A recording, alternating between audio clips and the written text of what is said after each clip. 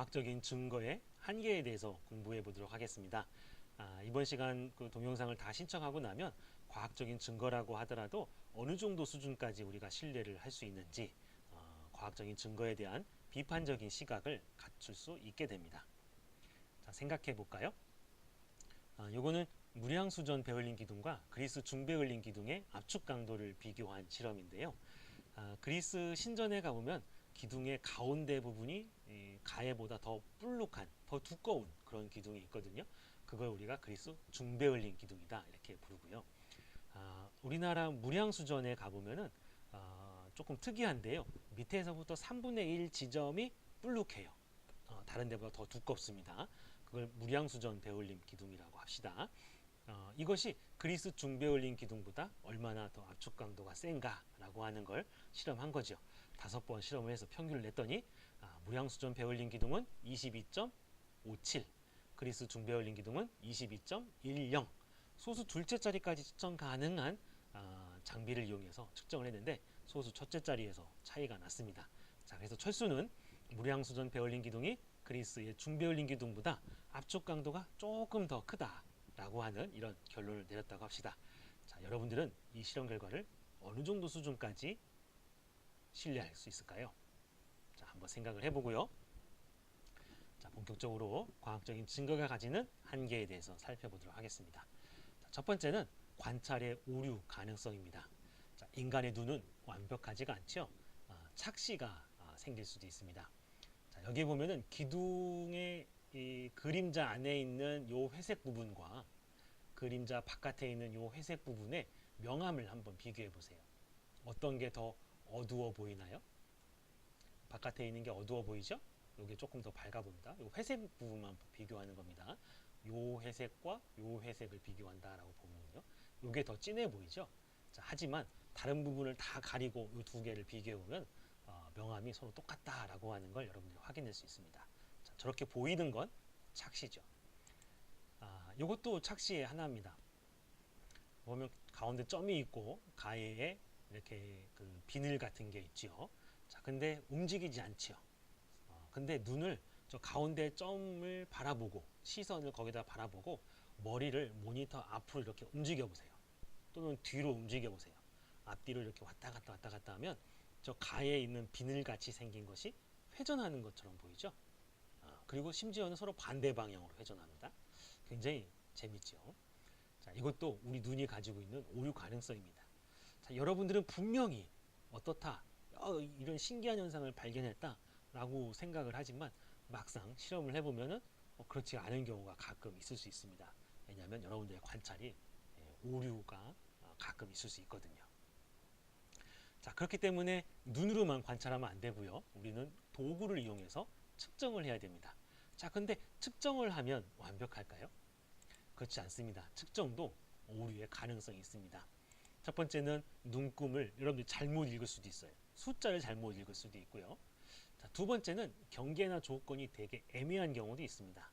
자, 오른쪽 사진에 보면 허리둘레를 측정하는데요. 자, 저렇게 측정한 허리둘레라고 볼 수 있을까요? 아니면 조금 더 위를 재야 되는 건 아닐까요? 또 숨을 들이마시고 재는 허리둘레가 맞을까요? 아니면 숨을 내뱉고 나서? 아니면 중간 정도? 허리가 어디냐라고 하는 것도 되게 애매하고요. 조건도 되게 애매하죠. 우리가 측정을 했을 때에 나름대로 정해서 하고 있지만 완벽하지는 않다라고 하는 겁니다. 측정이. 그 다음에 눈금이 가지는 한계도 있습니다. 자, 여기에 보면은 요거 막대자로 측정을 한 건데요. 얼마로 읽을 수 있겠습니까? 6.55요? 아니면 6.54? 6.53? 자, 보는 사람에 따라서 조금씩 다르겠죠. 이게 바로 이제 자의 눈금이 있어서 눈금 때문에 생기는 한계입니다. 또는 도구 자체가 가지는 불확실성이 있을 수도 있어요. 30cm 자가 있는데 그거를 100개를 갖다가 놓고 보면 다 완벽하게 서로 똑같냐? 아닙니다. 조금씩 다를 수가 있거든요. 도구 자체가 가지는 불확실성도 있기 때문에 측정값을 100% 우리는 신뢰할 수 없다라고 하는 겁니다. 자, 이런 불확실성이 안 생기게 그러면 아주 고가의 장비를 가지고 아주 정밀하게 측정하면 되지 않느냐라는 생각을 가질 수 있습니다. 하지만 고가의 장비를 이용하더라도요. 측정값의 확률적인 퍼짐은 우리가 어떻게 할 수가 없습니다. 아무리 고가의 장비를 가지고 측정을 해도요. 이건 실제로 과학자들이 탐구한 건데 여기 보면은 가운데 점이 있죠. 점 말고도 위아래 막대가 있습니다. 이걸 우리가 오차 막대다 이렇게 부르는데요.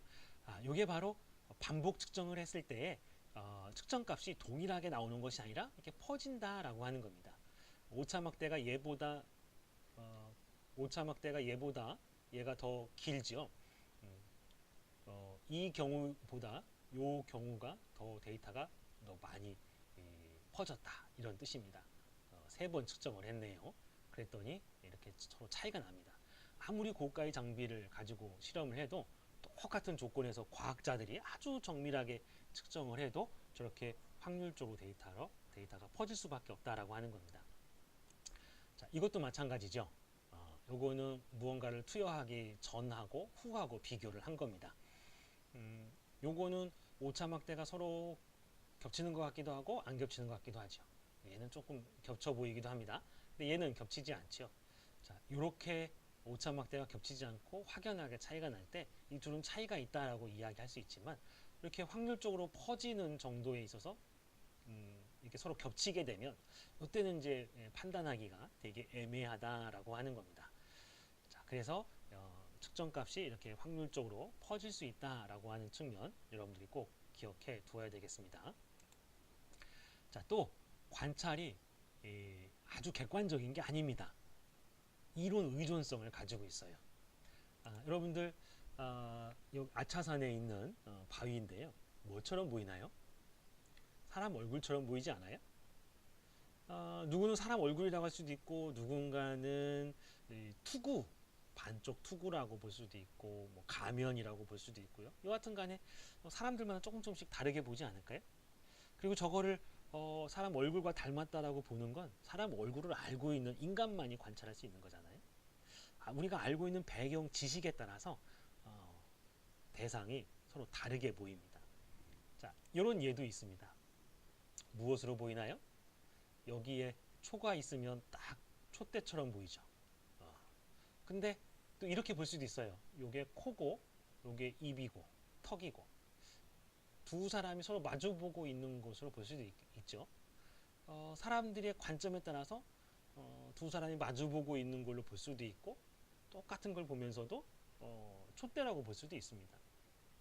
그래서 동일한 관찰 결과를 놓고도 서로 다르게 해석할 수 있다라고 하는 겁니다. 그런 한계가 있는 거죠. 자, 실제 실험에서 그런 사례를 한번 볼까요? 자, 요거는 어떤 학생이 신발을 신고 갔을 때 물이 이렇게 튀는데 그 튀는 정도를 비교한 겁니다.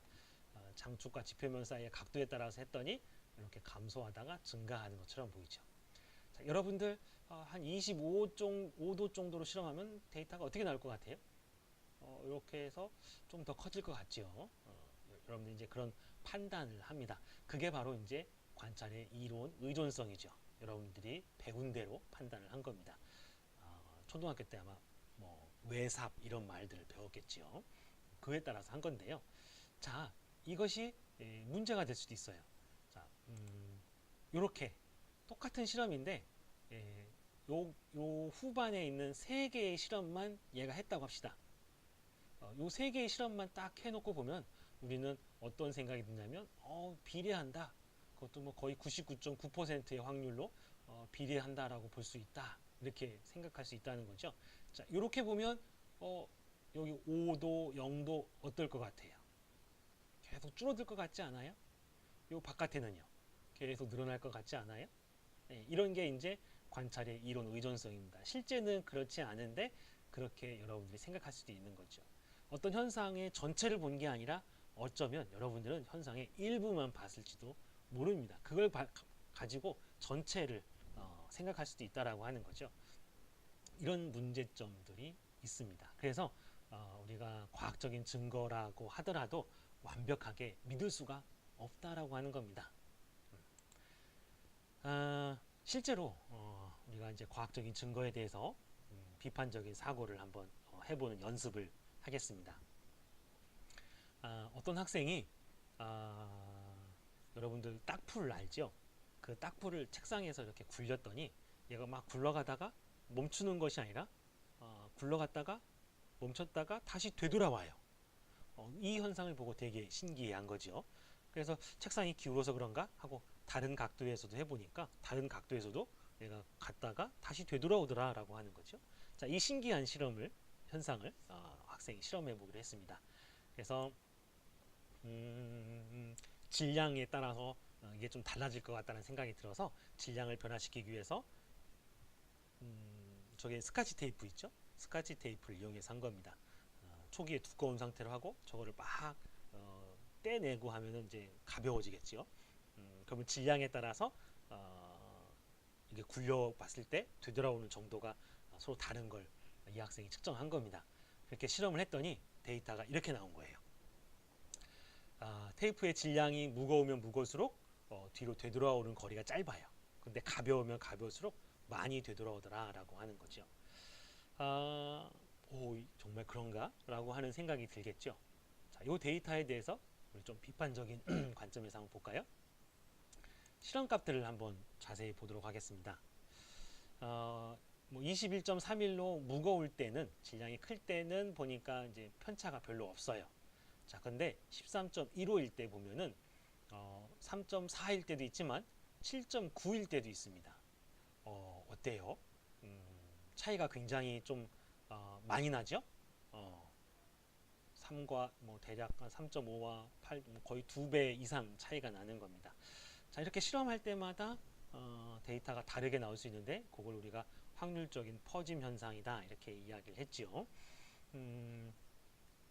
근데 그 편차가 너무 심한 거죠.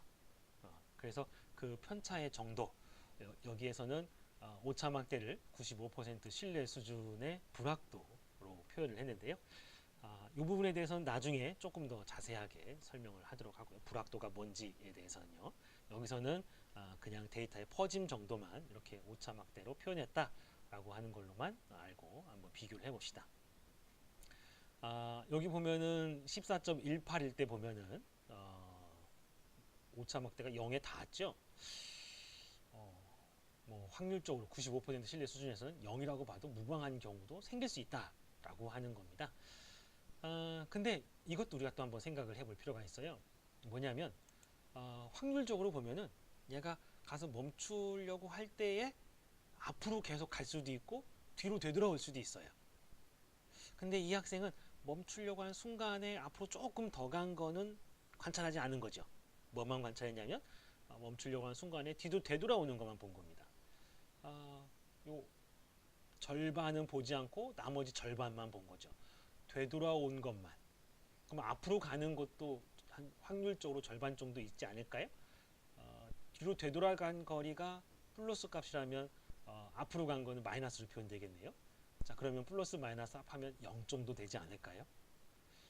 이 학생은 확률적으로 반반 정도 되는 것 중에 뒤로 되돌아오는 것만 봤다라고 하는 문제점. 이 학생이 관심 있는 것만 봤죠. 그리고 요 오차 막대가 굉장히 커요. 그래서 0하고 큰 차이가 별로 안 납니다. 이런 경우에는 그런 현상은 없다라고 볼 수도 있다는 거죠. 측정값은 있지만 우리가 비판적으로 보면 그런 현상은 없다. 왜 그런 현상이 생겨나느냐라고 이제 유출을 해보면은 사실 굴리는 물체가 완벽하게 구가 아니거든요. 딱풀 같은 경우도 보면은 뚜껑이 보면은 이렇게 조금 오돌도돌 하거든요. 그 오돌도돌한 것 때문에 혹은 책상 면이 약간 좀 울퉁불퉁할 수도 있어요. 그것 때문에 그 울퉁불퉁한 것 중에 이렇게 튀어나온 부분에 있을 때 얘가 되돌아갈 수도 있고 앞으로 갈 수도 있고 그렇게 한 거죠. 근데 그 중에 이 학생은 되돌아오는 것만 판단을 한 겁니다. 자, 따라서 이 측정 값이 가지고 있는 한계와 또 확률적인 퍼짐과 그 다음에 논리적인 이런 판단을 놓고 보면은 측정 값 쪽에서 100% 우리가 믿을 수 있는 건 아니죠. 우리가 이런 비판적인 사고를 바탕으로 데이터를 보고 해석할 수 있어야 되겠습니다. 자, 마지막으로 우리가 이제 배운 걸 한번 점검해 볼까요? 앞에서 배운 거를 여러분들이 좀 잘 이해를 하고 있다고 한다면 이거에 대해서 여러분들은 판단을 내릴 수 있습니다. 어느 정도 신뢰할 수 있을까요? 자, 데이터들을 보면요. 저 두 데이터들씩 한번 보세요. 무량수전 배열림 기둥 같은 경우도 대략 21하고 26.7하고 차이가 좀 많이 나죠? 그 다음에 밑에 있는 것도 23하고 20하고 차이가 좀 많이 납니다. 이런 데이터의 퍼짐이 있는 걸로 봐서 소수 둘째 자리의 차이가 과연 의미가 있을지 우리는 한번 진지하게 생각해 볼 필요가 있겠죠. 그래서 나중에 여러분들이 불확도라고 하는 걸 배우게 될 텐데요. 95% 신뢰 수준에서 불확도를 측정 계산을 해보면 무량수전 배울림 기둥은 23톤 플러스 마이너스 3톤 이렇게 이야기할 수 있고요. 그리스 신전의 중배열림 기둥은 22톤 플러스 마이너스 2톤 이렇게 되는 거죠. 이렇게 되면 이걸 그래프로 그렸을 때 이렇게 불확도 막대가 겹치는 걸, 오차 막대가 겹치는 걸 확인해 볼 수 있습니다. 둘은 차이가 거의 없다라고 결론을 내릴 수가 있는 거죠. 여러분들이 측정한 데이터를 바탕으로 해서 어떤 결론을 내렸다고 해서 그것이 완벽하다라고 볼 수는 없다는 거, 이 점 때문에 여러분들이 실험한 데이터 그리고 그거를 보고 판단할 때 굉장히 신중해야 되고요. 다른 사람이 실험한 부분에 대해서도 여러분들이 비판적인 관점에서 바라볼 수 있어야 되겠습니다. 자, 여러분들은 측정한 값 이제 어느 정도 수준까지 신뢰해야 되는지 어느 정도 조금은 구분할 수 있겠죠? 수고했습니다. 여기까지 하겠습니다.